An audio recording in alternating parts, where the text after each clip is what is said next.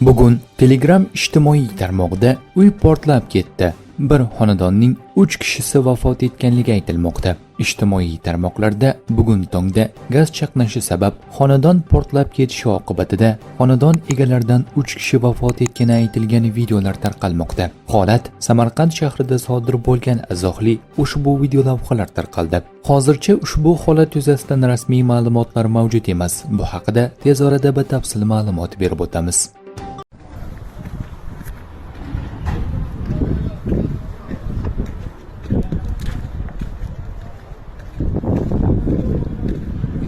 Amoratda